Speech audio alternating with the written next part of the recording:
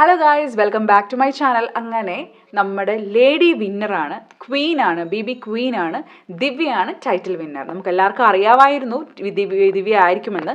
നമ്മുടെ ഈ നാട്ടിലെ അനുമോൾക്ക് കിട്ടിയതുപോലെ തന്നെയാണ് അവിടെ ദിവ്യയ്ക്കും കിട്ടിയിരിക്കുന്നതെന്നുള്ള ഭയങ്കര പ്രതിഷേധവും കാര്യങ്ങളുമാണ്. ബിക്കോസ് എല്ലാവർക്കും ശബരീനെ ആയിരുന്നു ഇഷ്ടം. PR ടീമാണ് വിൻ ചെയ്തതെന്നൊക്കെ പറഞ്ഞ് ഒരുപാട് പോസ്റ്റും കാര്യങ്ങളും പ്രത്യേകം സൈബർ അറ്റാക്കും കാര്യങ്ങളൊക്കെ ദിവ്യയ്ക്ക് മേലെ വരുന്നുണ്ട്. It was also very good. നല്ലൊരു പോസിറ്റീവായിട്ടുള്ളൊരു വ്യക്തിയാണ് ശബരി. ശബരിക്കും കിട്ടാൻ ആഗ്രഹിക്കുന്ന ഒരുപാട് പേരുണ്ടായിരുന്നു. സോ എനിക്ക് പറയാനുള്ളത്, അവിടെയും PR ആണെങ്കിൽ കൂടിയും നിങ്ങൾ ഹോട്ട്സ്റ്റാറിൽ പോയി വോട്ട് ചെയ്താൽ മാത്രമേ നമുക്കത് ആവത്തുള്ളൂ. പക്ഷേ ഇന്നലത്തെ ഹൈലൈറ്റ് എന്ന് പറഞ്ഞാൽ, ഞാൻ നമ്മളെല്ലാവരും പറഞ്ഞിരുന്നു പാറു വരില്ല എന്ന്. പാർവതി ആൻഡ് കമറുദ്ദീൻ വന്നിരുന്നു. പാറു വന്ന് സാന്ദ്രയോട് ഓപ്പണായിട്ട് തന്നെ മാപ്പ് പറഞ്ഞു. അപ്പോൾ സാന്ദ്രയുടെ ഒരുപാട് ഡ്രമാറ്റിക് ആയിട്ടുള്ള സ്പീച്ച് നമ്മൾ കണ്ടിരുന്നു.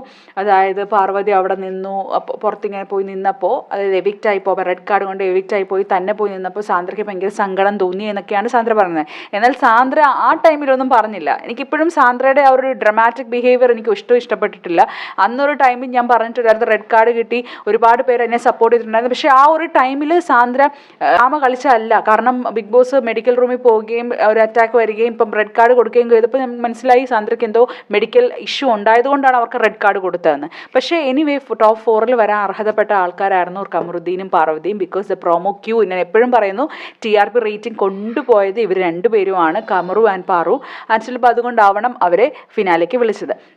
എനിവേ, ബിഗ് ബോസ് വിന്നറായിട്ടുള്ള നമ്മുടെ ദിവ്യയ്ക്ക്, ടൈറ്റിൽ വിന്നറായിട്ടുള്ള ദിവ്യയ്ക്ക് ഒരുപാട് പോസിറ്റീവ് കമൻസും വരുന്നുണ്ട്, അതേപോലെ തന്നെ നെഗറ്റീവ് കമൻസും വരുന്നുണ്ട്. ബിക്കോസ് PR ടീം കാരണമാണ് ദിവ്യ വിൻ ചെയ്തത് എന്നാണ് ഇപ്പോൾ പറയുന്നത്.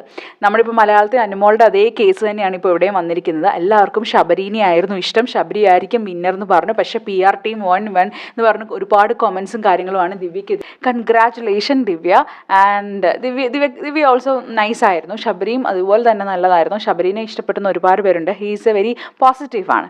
ഇൻസ്റ്റൻ്റ് ആയിട്ടുള്ളൊരു പോസിറ്റീവായിട്ടുള്ളൊരു ബിഹേവിയറാണ് ശബരിക്കുള്ളത്. 3rd പ്ലേസിലുള്ളത് വിക്രമാണ്. Vikram was very happy. അത്രയും മതിയായിരുന്നു വിക്രമിന്. And 4th place അറോറയായിരുന്നു.